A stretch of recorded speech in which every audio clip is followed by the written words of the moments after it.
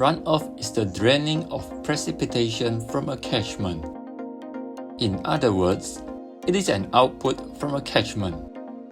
As soon as precipitation occurs, it needs to fulfill the requirement for various hydrological processes such as evapotranspiration and infiltration, as well as detention storage. When all these requirements are satisfied, the remaining precipitation extract will stay on the ground and start to move around.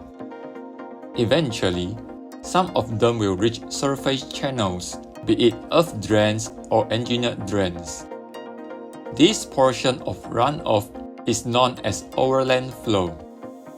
Water is conveyed through the channels, characterized as open channel flow. Further downstream, it may reach a larger channel that connects multiple small channels. At some point, the flow will reach the outlet of catchment, and it would now be known as surface runoff. Besides overland flow, some part of precipitation may first infiltrate and move through the soil upper crust. At some point in the journey, it returns to the surface and continues as either overland flow or channel flow. This component of runoff may be known as interflow or subsurface storm flow. The volume of interflow is hugely influenced by the geological properties of the site. For example, the scenario where pervious soil covering highly impermeable surface commonly results in large volume of interflow. Interflow may also be categorized based on the time taken for precipitation to come back to the surface after it infiltrates.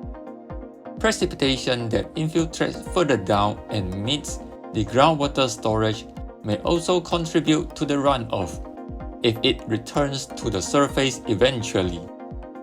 This route often takes months or years, as water needs to undergo deep percolation at first and travel through long and complicated underground flow paths. This kind of runoff is known as groundwater runoff.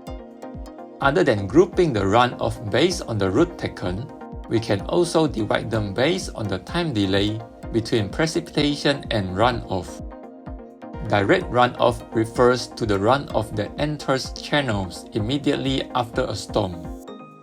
This includes surface runoff from interflow and rainfall directly on the channel surface.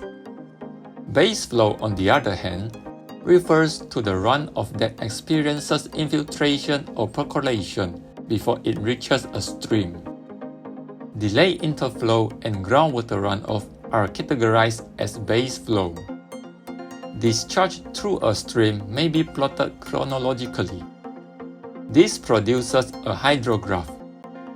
It is possible to plot hydrograph over different time frames, such as year for annual hydrograph or month for monthly hydrograph.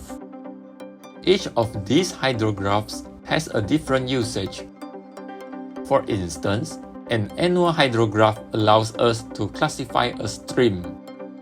For a stream that carries some flow throughout the year, it would be classified as perennial stream. Groundwater runoff has a significant contribution for this kind of stream.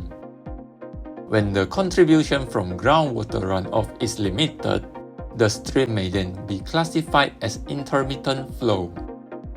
From the annual hydrograph, we may notice the stream dries up over a certain period, especially during the dry season. If a hydrograph shows short duration of spikes, then the stream may be known as an ephemeral stream. This type of stream does not receive any base flow contribution. Water flows through the stream whenever there is a storm event.